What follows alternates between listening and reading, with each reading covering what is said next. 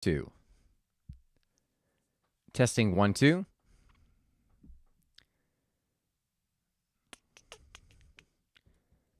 All right, so what's going on, guys? This is an inspiration from a YouTube video that I watched last night, and this is called Super Conscious. So, hi, guys, my name is Donnie Rouse, and you're listening to the podcast One Life. Super Conscious. If you want to live a life that is full of emotion, one of the things that is a requirement for it is to live life consciously. And in order to think of, what does it mean to live life consciously? I think so many people, I think everyone is guilty of it at some point in their lives or not even in their lives, but at some point in their day. Because when we live these habitual patterns, we go through the day and almost void of emotion. So it starts to take a very conscious effort to say, okay, well, how do I want to experience this day? And by setting the intention, it sets you up to be present in whatever it is that you're doing. Before I even go, I want to start with a few questions. So one is, where are you in life where you feel like the day just goes by, where you feel like you're unconscious? And one of the ways you can be unconscious in something is realizing that the time goes by and you don't even know where it went. Not so much in the sense that, you're passionate about something. It's just that you're going through these habitual things. Maybe it's waking up, having the breakfast, rushing to work, going through the same stuff, getting back from work, and then realizing, wow, where did the day go? Because what we want to do is we want to become conscious of the unconsciousness. So this way we can add some consciousness to it, and as a result, bring some flavor to life. So where are those areas? And then first acknowledge, how have I been living unconsciously? Because life doesn't happen in the external. Life happens on the inside. Our senses, our five senses only sense what's out there. If you were to shut off all of our senses, what would life be? I was listening to a video by Sun Guru, and he was literally talking about consciousness. And he was saying, when you are in a room and the lights are on, how conscious are you? You're observing everything, but yet you can navigate fairly easily, especially if it's a room you've been in over a million times. But what happens when you turn off the light? All of a sudden now, because you don't know where anything is, you become super conscious. And now you are feeling every single step that you take. So then how true is that of life? When you think about going about your day and how you know everything that's going to happen, you have to wake up at a certain time, you have to be at work a certain time, what the train ride is going to be, the traffic, exactly what you have to do when you get to work, what's going to happen, what you're going to eat, when time you're going to leave. All of these things create this unconscious way of living. But when you turn the lights off, when you change and take an action that's counter to the typical way that you've been living, the habitual way you've been living, all of a sudden life opens up. This reminds me, it's one of the reasons, I am very guilty of doing this exact thing, right? I think anyone who says they're not, unless you're an enlightened guru, then God bless you. But I think we're all prone to this because the mind seeks out, it wants ease. It wants to say, okay, well, how do I, if I have to think of everything from scratch, it's way too much energy I have to dispense. How can we simplify things? And one of the ways our mind does that to conserve energy is to literally, through habit, to doing the same thing. So it says, okay, well, I don't have to wear this anymore. I'm going to wear a black shirt and black jeans every single day. So at least that takes the brain power out of trying to figure out what it is I'm going to wear that day. What I do when I travel, the reason I am very, very pro-travel is because whenever I do that, I know that it's a way of waking me up to life. It is a way of opening all of my senses again. Because when you're in a new environment and you don't know anybody, you don't know anything around you, all of a sudden Just like being in that dark room, all of your senses are switched on. You become super conscious. And even going into the belief systems. So a lot of time when we're navigating our daily lives, we have like belief systems about the people we're going to interact with, what the situation is going to be like. And these beliefs actually become self-fulfilling. They become self-dampering. Because now, again, you're shutting yourself off from life. But when you're in these new situations, going back to travel, when you're in these new situations, all of a sudden you have no, there is no option other than just to literally let go. Because if you were to if you had any biases about where you were, the people you were going to meet, you wouldn't be able to operate because you need to rely on those people and in these different countries. It's one of the reasons why travel is literally on the top of my list, meaning every single big need. The need for significance, the need for variety, the need for connection, the need for growth, the need for spirituality. It literally meets all my 6 needs.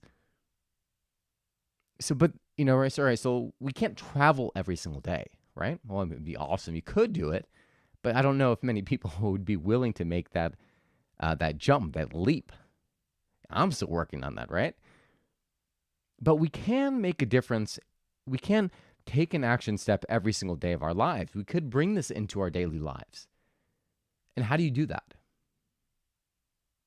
You do it by putting yourself in new situations.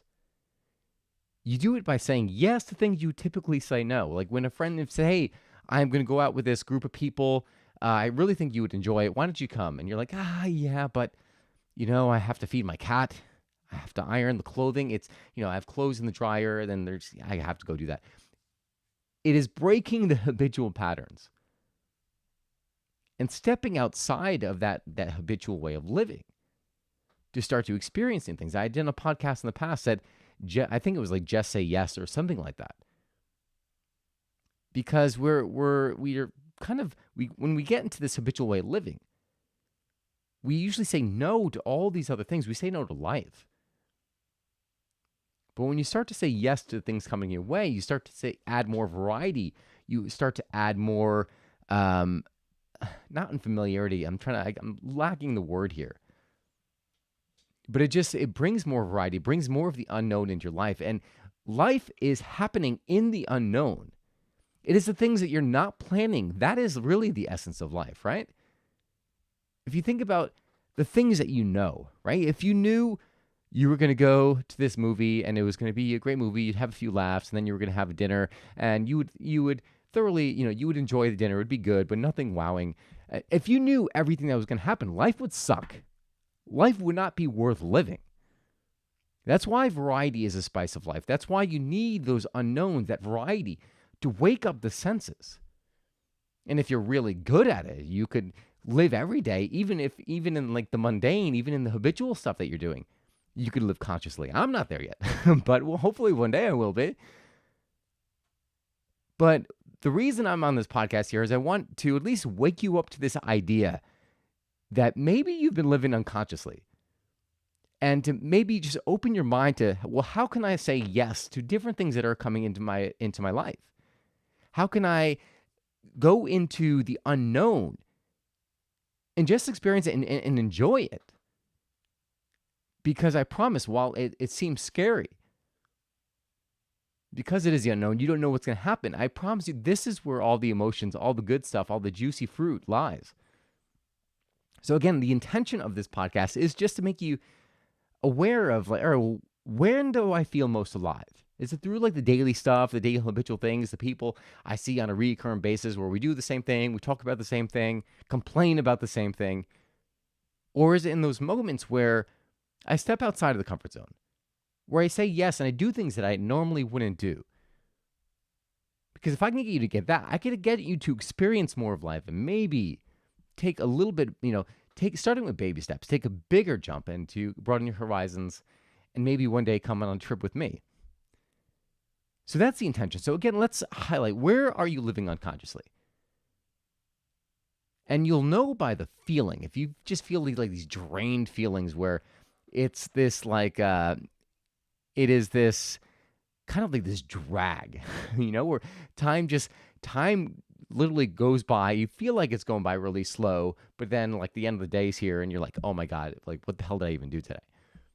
Where are those time sucks? Where is that habitual living where you feel like you're literally just unplugged from life? And then secondly, well, how can you add some right? So, all right, so your day is set for you. You go to work and you have all the tasks. How can you add some variety to that? Right? How can you start to wake up your body, wake up your consciousness?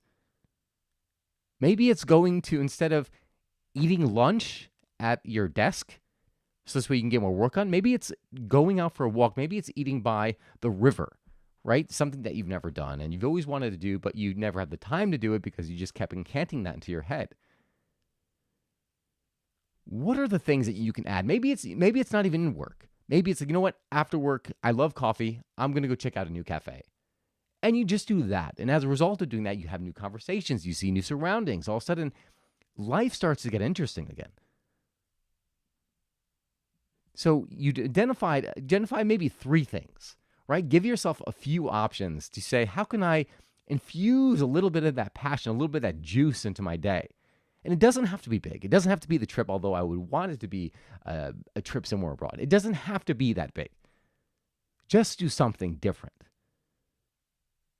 And then, of course, document it.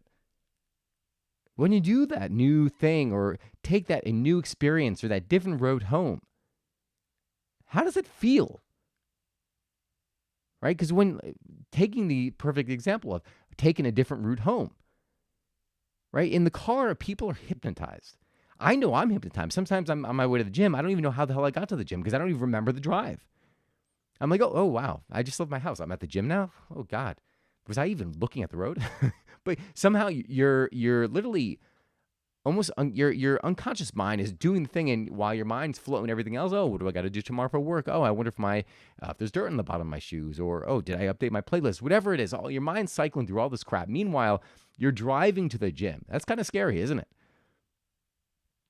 But when you take that new route, all of a sudden now you're like, all right, I do not know where I am, and you can't listen to Apple Maps because that's going to throw you off somewhere else. It's almost as bad as being on MapQuest. And so you have to pay attention. And all of a sudden, as a result of that new route, you're like, oh, wow, I've been here. I remember during COVID, I would go for runs around my neighborhood. And one day I went for a walk with my father. And as we were walking, we were looking at the house. He's like, wow, I must have driven by this road 1,000 times. And not once did I ever notice this house or like this particular thing that was with their landscape. I can't remember. So by changing, I guess, the context, so to speak, you start to become more aware of the surroundings. So that is it for today, guys. I hope you enjoyed this little tidbit. Again, this is all about just becoming putting some of the new, the unknown into your life, because that is where life happens. That is the spice. If you enjoyed this podcast, please give it a thumbs up, give it a share, subscribe. You do not want to miss a single thing. Again, because this is all about reminding you of what's important to you, reminding you that life is happening now. And that is invaluable, because otherwise we can literally sleep through life, and then we get at the end of life, we're like, all right, is this all there is? So my point is that I'm here to connect you to the things you want, your desires, and also to your heart. So this way you follow it so you get maximum fulfillment. So please subscribe. Do not miss a beat. And God bless. Thank you so much for tuning in. I realize you can be tuning into anything else to sometimes distract you or maybe take you down a road you don't want to go on, but you're here saying, you know what? I want to focus on what's important to me, what's going to move my life forward, what's going to make me feel more life. So God bless you guys. Thank you so much. I appreciate your time and attention. And again, God bless, and I will see you again soon.